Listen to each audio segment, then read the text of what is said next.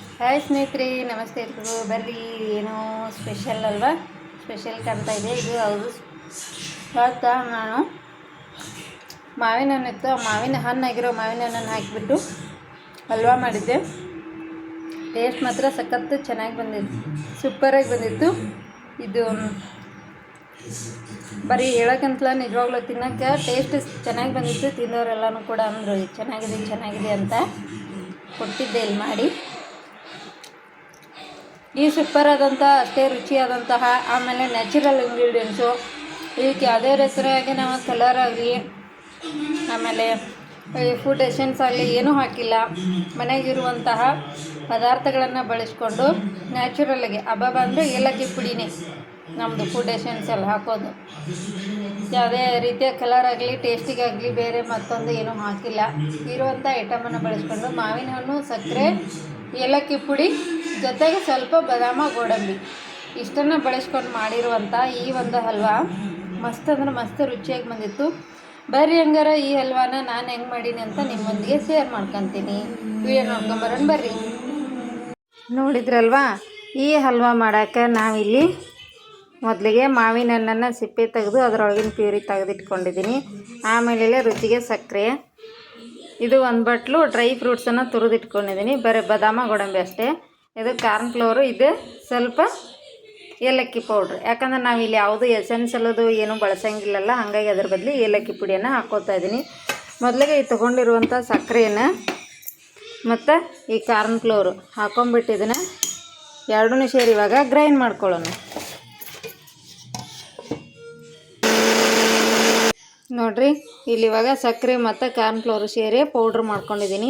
ಇವಾಗ ಇದೇ ಪೌಡ್ರಿಗೆ ನಾವಿಲ್ಲಿ ಏನು ಮಾವಿನ ಹಣ್ಣಿನ ಪ್ಯೂರಿ ತೊಗೊಂಡಿದ್ವಲ್ಲ, ಈ ಪ್ಯೂರನ್ನು ಇದಕ್ಕೆ ಹಾಕ್ಕೊಂಡು ಇವಾಗ ಮಿಕ್ಸ್ ಮಾಡಿ. ನೋಡ್ರಿ, ಅದು ಸಕ್ಕರೆ ಮತ್ತು ಕಾರ್ನ್ ಫ್ಲೋರ್ ಮಿಕ್ಸ್ ಮಾಡಿದ್ದಲ್ಲ, ಅದರೊಳಗೆ ಈಗ ಮಾವಿನ ಹಣ್ಣಿನ ಪ್ಯೂರಿನ ಹಾಕ್ಕೊಂಡಿದ್ದನ್ನು ಪೇಸ್ಟ್ ಥರ ಗ್ರೈಂಡ್ ಮಾಡ್ಕೋಬೇಕು ಫುಲ್ ಫೈನಾಗಿ. ನೋಡ್ರಿ, ಎಷ್ಟು ಸ್ಮೂತಾಗಿ ನಮ್ದು ಮ್ಯಾಂಗೋ ಪ್ಯೂರಿ ಇವಾಗ ರೆಡಿ ಆಯಿತು.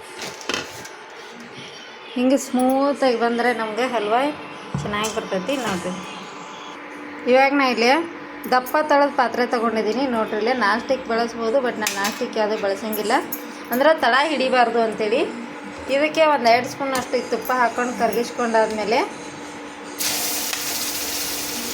ಈಗೇನು ರೆಡಿ ಮಾಡ್ಕೊಂಡಿದ್ದೀವಲ್ವ, ಮಾವಿನ ಹಣ್ಣು, ಸಕ್ಕರೆ ಮತ್ತು ಕಾರ್ನ್ ಫ್ಲೋರ್ ಹಾಕಿದ್ದಂಥ ಮಿಶ್ರಣವನ್ನು ಇದಕ್ಕೆ ಹಾಕ್ಕೊಂಡು ಇವಾಗ ಮಿಕ್ಸ್ ಮಾಡ್ಕೋಬೇಕು. ಇದನ್ನು ಹಾಕೊಂಡ್ಮೇಲೆ ಇಲ್ಲಿ ಮಿಕ್ಸಿ ಜಾರಿಗೆ ಸ್ವಲ್ಪ ನೀರು ಹಾಕ್ಕೊಂಡು ಅಲ್ಲಾಡ್ಸ್ಕೊಂಡು ಅದನ್ನು ಕೂಡ ಇದಕ್ಕೆ ಸೇರಿಸ್ಕೊಳತ್ತೀನಿ ನಾನು.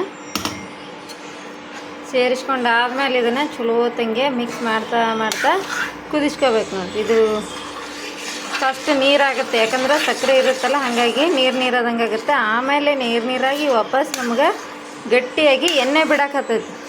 ಆ ಎಣ್ಣೆ ಬಿಡೋ ಟೈಮ್ವರೆಗೂ ಇದನ್ನು ಮಿಕ್ಸ್ ಮಾಡ್ತಾ ಇರಬೇಕು. ಹಿಂಗೆ ಕೈ ಆಡಿಸ್ತಾ ನಾವು ಮಿಕ್ಸ್ ಮಾಡ್ತಾ ಇದ್ರೆ ಚಲೋ ತಂಗಿ ನೋಡಿ ಕುದೀತೈತಿ. ಕುದ್ದಾದ್ಮೇಲೆ ನಿಮಗೆ ಲಾಸ್ಟಿಗೆ ತೋರಿಸ್ತೀನಿ. ಹಿಂಗೆ ಕೈ ಆಡಿಸ್ತಾ ಇರಬೇಕು, ಸಿಡಿತಿರ್ತೈತಿ ಹಾಗೆ ಚಟಪಟ ಅಂತ. ನೋಡಿರಿ, ಹಿಂಗೆ ಕುದಿಯಾಕತ್ತಲ್ಲ, ಆವಾಗ ಸಿಡಿತಾ ಇರ್ತೈತಿ. ಹುಷಾರಾಗಿ ನೋಡ್ಕೊಂಡು ಕೈ ಆಡಿಸ್ತಾ ಇರಬೇಕು. ಯಾರೆಲ್ಲ ನಮ್ಮ ಚಾನಲ್ನ ಪ್ರಥಮ ಬಾರಿಗೆ ನೋಡ್ತಾ ಇದ್ದೀರಿ, ದಯವಿಟ್ಟು ಸಬ್ಸ್ಕ್ರೈಬ್ ಮಾಡ್ಕೊಂಡು ನೋಡಿರಿ. ಹಂಗೆ ನಾ ಮಾಡೋ ವಿಡಿಯೋಗಳು ನಿಮ್ಗೆ ಇಷ್ಟ ಆಗಿದ್ದು ಅಂದ್ರೆ ಪ್ಲೀಸ್ ಒಂದು ಲೈಕ್ ಕೊಡೋದನ್ನು ಮರಿಬೇಡ್ರಿ. ಮತ್ತು ವಿಡಿಯೋನ ನಿಮ್ಮ ಫ್ಯಾಮ್ಲಿ ಮತ್ತು ಫ್ರೆಂಡ್ಸಿಗೂ ಕೂಡ ಶೇರ್ ಮಾಡಿರಿ. ಹಂಗೆ ನಿಮಗೆ ಏನು ಅನ್ನಿಸ್ತು ಅಂತ ನಿಮ್ಮ ಅನಿಸಿಕೆನ ಕಮೆಂಟಲ್ಲಿ ಹಾಕಿರಿ. ನೋಡಿರಿ, ಹಿಂಗೆ ಕೈಯಾಡ್ತಾ ಇರಬೇಕು. ಜಾಸ್ತಿ ಹೈ ಫ್ಲೇಮಲ್ಲೂ ಬೇಡ, ಮೀಡಿಯಮಾಗಿ ಇಟ್ಕೊಂಡೇ ಮಾಡ್ತಿರ್ಬೇಕು. ನಾನು ಇಲ್ಲಿ ಕರೆಂಟ್ ಒಲೆಯಲ್ಲಿ ಮಾಡತ್ತೀನಿ, ಮೀಡಿಯಮಾಗಿ ಇಟ್ಟಿನಿ. ಜಾಸ್ತಿ ಅಂದರೆ 1800ವರೆಗೂ ಬರುತ್ತೆ, ಅಷ್ಟೊಂದು ನಾ ಇಟ್ಟಿಲ್ಲ. ನೋಡಿ, ಅದಕ್ಕೆ 1000 ತನಕ ಅಷ್ಟು ಇಟ್ಕೊಂಡು ಮಾಡ್ಕೊತಾ ಇದ್ದೀನಿ. ನೀವು ಗ್ಯಾಸ್ ಮೇಲಾರ ಮಾಡಿರಿ, ಇಲ್ಲ ಒಲೆ ಮೇಲೆ ನೋಡಿರಿ, ಒಟ್ಟಿನಲ್ಲಿ ಮೀಡಿಯಮಾಗಿ ಇಟ್ಕೊಂಡು ಬೇಯಿಸ್ತಾ ಇರಬೇಕು. ಯಾವುದೇ ಕಾರಣಕ್ಕೂ ಕೈ ಆಡಿಸೋದನ್ನು ಬಿಡಬಾರ್ದು. ನೋಡಿರಿ, ಟೈಮಿಗೆ ಬಿಡ್ತಾ ಹೋದೆ ಅಂದ್ರೆ ತಳ ಹಿಡ್ಕೊತಾ ಇರ್ತೈತಿ. ತಳದಾಗೆ ಬೇಗ ಗಟ್ಟಿ ಆಗಕತ್ತೈತಿ ನೋಡಿರಿ ತಳದಲ್ಲಿ. ಹಾಗಾಗಿ ಕೈ ಆಡ್ಸೋದು ಬಿಡಬಾರ್ದು. ಎಲ್ಲ ಕಡೆನೂ ನಾವು ನೀಟಾಗಿ ಹಿಂಗೆ ಗರ ಅಂತ ತಿರುತ್ತಾ ಇರಬೇಕು. ತಿರುತ್ತಾ ಇದ್ದಷ್ಟು ಚಲೋ ತಂಗೆ ಕುದೀತೈತಿ, ಜೊತೆಗೆ ತಳ ಹಿಡಿಯಂಗಿಲ್ಲ. ಇಲ್ದಿದ್ರೆ ನೀವೆಲ್ಲರ ಹಂಗೆ ಬಿಡುವಂತ ಮೇಲೆ ಹಿಂಗೆ ಮಾಡ್ಕೊತ ಹೋದ್ರಿ ಅಂದ್ರೆ ತಳದಾಗ ಗಟ್ಟಿ ಆಗ್ತಾ ಇರತ್ತೆ. ತಳ ಮಾತ್ರ ಹಿಡ್ಕೊಳಕತ್ತೈತಿ, ಗಟ್ಟಿ ಆಯ್ತಂದ್ರೆ ಹಿಡಿಯಾಕತ್ತೈತಿ.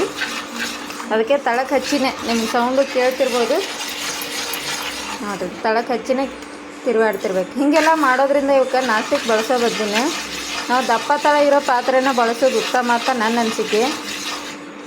ನಿಮಗೆ ಹೆಂಗೆ ಅನ್ನಿಸ್ತೈತಿ ಅಂತ ಹೇಳ್ರಿ. ಯಾಕಂದ್ರೆ ನಾಸ್ಟಿಕ್ ಬಳಸೋದು ಕೂಡ ಅಷ್ಟೇ, ಎಷ್ಟು ನಾವು ಬೇಗ ಆಗುತ್ತೆ ಅಡುಗೆ, ಆಮೇಲೆ ಏನಪ್ಪ ಅಂದ್ರೆ ತಳ ಹಿಡಿಯೋದಿಲ್ಲ ಅಂತ ನಾಸ್ಟಿಕನ್ನು ಬಳಸ್ತಾರೆ. ಆದರೆ ಅದು ಬಳಸೋದು ಕೂಡ ಅಷ್ಟೇ ಡೇಂಜರು. ಬಿಸಿ ಆಗ್ತಾ ಅದು ನಾಸ್ಟಿಕ್ ಕೋಟಿಂಗ್ ಬಿಡ್ತಾ ಹೋಗಬಾರ್ದಂತ. ಅದು ಬಿಟ್ಟು ಅಂದ್ರೆ ಅದು ನಮ್ಗೆ ಆರೋಗ್ಯಕ್ಕೆ ಹಾನಿಕರ. ಹಾಗಾಗಿ ನಾನು ನಾಸ್ಟಿಕ್ಗಳನ್ನು ಬಳಸೋದು ಕಡಿಮೆ ಅನ್ನೋಕ್ಕೆ ನಮ್ಮಲ್ಲಿ ನಾಸ್ಟಿಕ್ಗಳೇ ಇಲ್ಲ. ಇವೇ ದಪ್ಪ ತಳದವು ಅಲ್ಯೂಮಿನಿಯಮ್ಮು, ಬಿಟ್ಟರೆ ಸ್ಟೀಲ್ ಪಾತ್ರೆನೇ ದಪ್ಪ ಪಾತ್ರೆಗಳನ್ನು ಬಳಸ್ತಿರೋದು, ಕಬ್ಬಿನ ಕಾವಲುಗಳು. ಈಗ ಇದಕ್ಕೂ ಕೂಡ ನಾನು ಇದನ್ನೇ ದಪ್ಪ ತಳ ಇರೋ ಪಾತ್ರೆನೇ ಬಳಸ್ಕೊತಾ ಇದ್ದೀನಿ.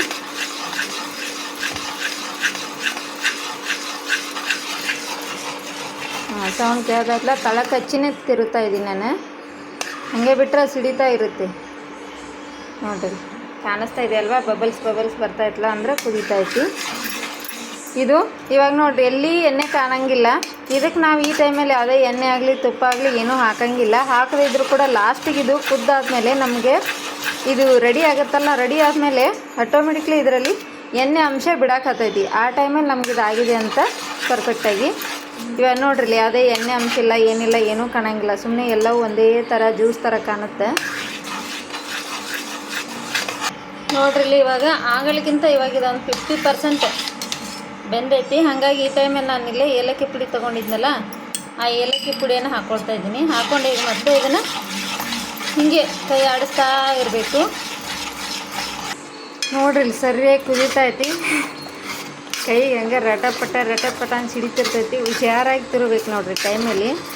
ಆಗಲೇ ನೋಡಿದ್ರಲ್ಲ ಎಷ್ಟು ಒಂಥರ ನೀರು ಇರುತ್ತೆ. ಇವಾಗ ಹಿಂಗೆ ಅಂಟು ಥರ ಬಂದೈತಿ. ಇನ್ನೂ ಕುದಿಬೇಕು. ಒಟ್ಟಿನಲ್ಲಿ ಕೈ ಸಿಡಿತಿರ್ತೈತಿ, ನೋಡ್ಕೊಂಡು ಹುಷಾರಾಗಿ ತಿರ್ಬೇಕು. ಈ ಟೈಮಲ್ಲಿ ನಾನಿವಾಗ ಆಗಲೇ ಅಪ್ಪ ಸಿಡಿತು, ಕೈ ಹಿಂಗೆ ರಟಪಟ ಅಂತ ಸಿಡಿತಾ ಐತಿ. ಆಗಲೇ ಏನು ಡ್ರೈ ಫ್ರೂಟ್ಸ್ ತುರಿದಿಟ್ಕೊಂಡಿದ್ನಲ್ವ, ಅದನ್ನು ಈ ಟೈಮಲ್ಲಿ ಇದಕ್ಕೆ ಸೇರಿಸ್ಕೊಳತ್ತೀನಿ. ಒಂದು ಸ್ವಲ್ಪ ಮೇಲೆ ಹಾಕಕ್ಕೆ ಬಿಟ್ಕೊಂಡಿದ್ದೀನಿ, ಒಂದು ಅರ್ಧ ಇದಕ್ಕೆ ಹಾಕ್ಕೊಂಡಿದ್ದೀನಿ ನೋಡಿ. ಹಿಂಗೆ ತಿರುಗಬೇಕು. ಅಪ್ಪ ಕೈಗೆಲ್ಲ ಸಿಡಿತೈತಿ ನೋಡ್ರಿ. ಇದು ನಾವು ತೊಗೊಂಡಿರುವಂಥ ಕಂಟೆಂಟ್ ಇವಾಗ ಎಲ್ಲ ಪೂರ್ತಿ ಈಗ ಕುದ್ದು ಈಗ ಅರ್ಧ ಆಗಿಬಿಟ್ಟೈತಿ. ಆವಾಗಲೇ ಈ ಪಾತ್ರೆ ತುಂಬ ಕಣ್ಣಂಗೆ ಕಾಣ್ತಿತ್ತು. ಇಷ್ಟೊತ್ತನ ಕುದಿಸಿ ಇವಾಗ ಇದೇನಾಯಿತು, ಅರ್ಧ ಆಗೈತಿ. ಆಮೇಲೆ ಹಿಂಗೆ ಜೆಲ್ಲಿ ಟೈಪ್ ಬಂದೈತೆ ನೋಡ್ರಿ. ಇವಾಗ ನಾನು ಒಲೆ ಅರಿಸಿ ಇದನ್ನ ತಣ್ಣಗೆ ಮಾಡೋಣ. ಅಂದರೆ ಪೂರ್ತಿ ಇದ್ರಾಗೆ ತಣ್ಣಗಲ್ಲ. ಇವಾಗ ಒಲೆ ಆಫ್ ಮಾಡಿದ್ದೀನಿ. ಇಲ್ಲೊಂದು ತಾಟಿಗೆ ಒಂದು ಸ್ವಲ್ಪ ಇದಕ್ಕೆ ನಾನು ಒಂದು ಸ್ವಲ್ಪ ತುಪ್ಪ ಹಚ್ಕೊಂಡು ಬರ್ತೀನಿ ನೋಡ್ರಿ. ಇಲ್ಲಿ ಒಂದು ತಟ್ಟೆ ತೊಗೊಂಡ್ಲ, ಇದಕ್ಕೆ ಸ್ವಲ್ಪ ತುಪ್ಪ ಹಚ್ಕೊಂಡು ಮೇಲ್ಗಡೆ ಆವಾಗಲೇನು ಡ್ರೈ ಫ್ರೂಟ್ಸ್ ತುರಿದಿರೋದನ್ನು ಅದರೊಳಗೆ ಒಂದು ಅರ್ಧ ಹಾಕ್ಕೊಂಡಿದ್ನಿ. ಇನ್ನೊಂದು ಸ್ವಲ್ಪ ಉಳಿಸ್ಕೊಂಡಿದ್ನಲ್ಲ, ಅದನ್ನು ಈಗ ಇದಕ್ಕೆ ಹಾಕ್ಕೊಳತ್ತೇನೆ. ಸ್ವಲ್ಪ ಅದೇ ಡ್ರೈ ಫ್ರೂಟ್ಸ್ ಪುಡಿಯನ್ನು ಇದನ್ನು ತುರಿಯೋ ಮನೆಯೊಳಗೆ ತುರ್ಕೊಂಡಿದ್ದೆ, ಹಿಂಗೆ ಹಾಕ್ಕೊಳತ್ತೀನಿ. ಇವಾಗ ನಾವಿಲ್ಲಿ ರೆಡಿ ಮಾಡಿ ಇಟ್ಕೊಂಡಿದ್ವಲ್ಲ, ಇದನ್ನು ನಾನು ಇದಕ್ಕೆ ಹಾಕ್ಕೊಂಬಿಡೋಣ ತಾಟಿಗೆ. ಇದು ಪಾತ್ರೆ ಬೇರೆ ತೂಕ ಐತೆ, ನನಗೆ ಒಂದೇ ಕೈಲಿ ಎತ್ತಕ್ಕಾಗಲ್ಲ ನೋಡ್ರಿ. ಜೆಲ್ಲಿ ಟೈಪ್ ಅನ್ನತ್ಲ ಹಿಂಗೆ ಬರಬೇಕು. ಎಲ್ಲನೂ ಈ ತಾಟಿಗೆ ಹಾಕಿದ ಮೇಲೆ ಅದನ್ನು ಹಿಂಗೆ ಒಂದೆರಡು ಸತಿ ಬಡಿದ್ಬಿಟ್ರೆ ಅದೆಲ್ಲ ಕಡೆ ಈಕ್ವಲಾಗಿ ಬರ್ತೈತಿ. ಈಗ ಇನ್ನೊಂದು ಸ್ವಲ್ಪ ಡ್ರೈ ಫ್ರೂಟ್ಸ್ ಪೌಡ್ರ್ ಉಳಿದಿತ್ತಲ್ಲ, ಅದನ್ನೊಂದು ಸ್ವಲ್ಪ ಹಿಂಗೆ ಸುಮ್ಮನೆ ಮೇಲೆ ಹಾಕ್ಕೊಳತ್ತೀನಿ. ಇಷ್ಟ ನೋಡ್ರಿ. ಇಷ್ಟು ಮಾಡಿ ಇದನ್ನ ಈಗ ಒಂದು ಅರ್ಧ ಗಂಟೆ ಪೂರ್ತಿ ತಣ್ಣಗಾಗಕ್ಕೆ ಬಿಟ್ಬಿಡ್ಬೇಕು. ತಣ್ಣಗಾದ್ಮೇಲೆ ಕಟ್ ಮಾಡ್ಕೊಂಡು ನೋಡ್ರಿ. ತಾಟಿಗೆ ಹಾಕಿದ್ನೆಲ್ಲ ತಣ್ಣಗಾದ್ಮೇಲೆ ಕೊರ್ತೀನಿ. ನಾನೆಲ್ಲ ಕೊರೆದು ಒಂದು ಡಬ್ಬಿಗೆ ಹಾಕೀನಿ ನೋಡ್ರಿ. ಒಂಥರ ಸ್ಪಾಂಜಾಗಿ ಇದು ಮೆತ್ತಗೆ ರುಚಿ ಮಾತ್ರ ಸಖತ್ ರುಚಿ ಚೆನ್ನಾಗಿ ಬಂದೈತಿ. ನೋಡಿದ್ರಲ್ವ ಇವತ್ತಿನ ನಮ್ಮದು ಸ್ಪೆಷಲ್ ಮಾವಿನಕಾಯಿ ಇದೆ, ಮಾವಿನ ಹಣ್ಣಿನ ಹಲ್ವಾ ತಿಂತಾಯಿದ್ದೆ ನಾವು. ಟೇಸ್ಟ್ ಮಾತ್ರ ಚೆನ್ನಾಗಿ ಬಂದಿತ್ತು. ನಿಮ್ಗೆ ಹೆಂಗೆ ಅನ್ನಿಸ್ತು ಅಂತ ಕಮೆಂಟ್ ಹಾಕ್ರಿ. ನೀವು ಕೂಡ ಮಾವಿನ ಹಣ್ಣು ತೊಂದರೆ ಇದ್ದಾಗ ಈ ಥರ ಮಾಡಿ ನೋಡಿರಿ. Thank you.